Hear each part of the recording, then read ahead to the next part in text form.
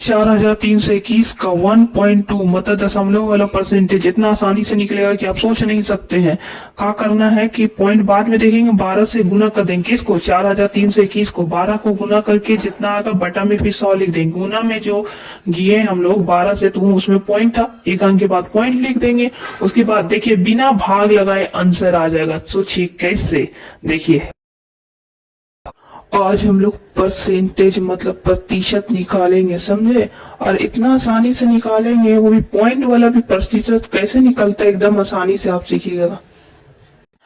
120 का 70% निकालेंगे। प्रतिशत का जहां परसेंटेज होता है वहां 100 लगाते हैं, जहां प्रतिशत रहेगा वहां 100 लगेगा ही लगेगा। चलिए अब हम लोग पहला क्वेश्चन उतारते हैं जो दिया हुआ है। वो दिया हुआ है 120 और लिखेंगे गुना में। का मतलब क्या होता है? गुना होता है। सबसे पहले परसेंटेज का तो 100 लिखते ही, अब का मतलब गुना होता है। समझ गए? मैथ में का होगा मतलब कि गुना होगा, जबकि ऐसा क्वेश्चन रहेगा। तो 120 लिख लिए, उसका हम लोग परसेंटेज 70 लिख लिए। देखिए बटा में 100, परसेंटेज का तो हम लोग को 100 डालना ही है। 0 से 0 कटा, फिर दूसरा 0 से 0 कट गया, दोनों 0 कट गया। अब 7 से 12 को गुना करेंगे तो 7 का 7, 7 दूनी 14 का 4, हाथ में बचा 1, 7 एकम 7 और 1 8। निकल गया हम लोग का एक आंसर। अब देखिए क्वेश्चन 2 निकालेंगे। क्वेश्चन 2 लिखेंगे, वो 121 का, क्वेश्चन 2 लिखेंगे 121 का गुना हो जाएगा और 11 परसेंटेज निकालना है, 11 लिख लिया। अब बटा में 100 लिख लिए, परसेंटेज का 100 लिखना होता है। अब देखिए यहाँ है ना, कटेगा नहीं 0। 121 को 11 से गुना करेंगे, 11 एकम 11, हाथ में 11 का 1, हाथ में बचा 1, 11 दूनी 22 और 1 23, हाथ में बचा 2, 11 एकम 11, 2 13 लिख लिए। अब बटा में 100 वैसे उतार देंगे। अब क्या करेंगे, भाग लगाते हैं। अब हम लोग डायरेक्ट लिख लेंगे, के 0 है नीचे, ओ 0 में जाके पॉइंट लगा देंगे ऊपर में। तो देखिए लिख लिए हम लोग यहाँ 13 31, नीचे 2 0 है तो 2 अंक के बाद पॉइंट लग जाएगा। ये तो आप समझ गए। अब तीसरा उतारते हैं। तीसरा का क्या है क्वेश्चन? तीसरा का है कि देखिए वो पॉइंट वाला है, आराम से समझिए, यही मुद्दा अच्छे से समझिए।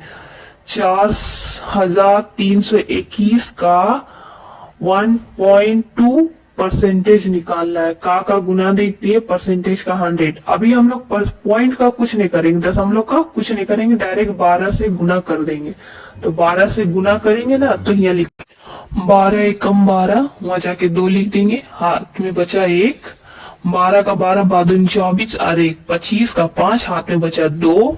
ठीक है, 12 3 36, 36 अदू 38 का 8, हाथ में बचा 3, 12 चौके 48 और 3 51, तो लिख देंगे यहाँ 51।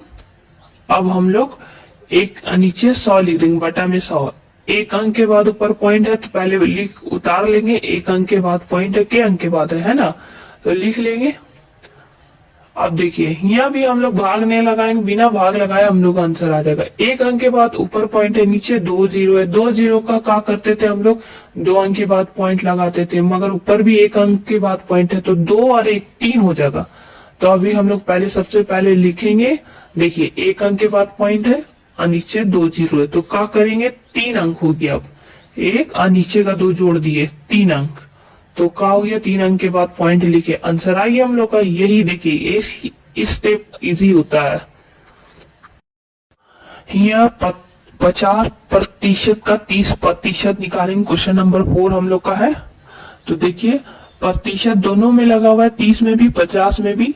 तो सब किससे क्या करेंगे हम लोग? 100 लिख देंगे, नीचे 100 होगा, बटा में दोनों का बीच में गुना का 50 का हम लोग परसेंटेज 100 लिख दिया। अब 30 का लिखेंगे, 30 का भी हम लोग 100 लिखेंगे, क्या कि दोनों में परसेंटेज लगा हुआ, जहां जहां परसेंटेज लगा रहेगा वहां वहां हम लोग लिखेंगे 100।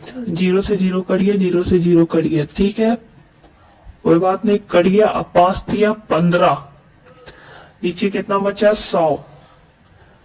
अब तो पता है आपको आगे क्या करना है। के अंक है 15 लिखेंगे, 2 अंक के बाद पॉइंट बैठा देंगे। देखिए आगे आपको ये नंबर नहीं, जब आगे कोई नंबर नहीं रहता पॉइंट आ जाता है तो हम लोग को अपनी तरफ से 0 लिखना होता है, यही सही था। अगर 0 नहीं लिखिएगा तो गलत हो जाएगा। तो आगे जब पॉइंट हो रहेगा तो हम लोग को 0 लगाना है। ये क्वेश्चन आप सॉल्व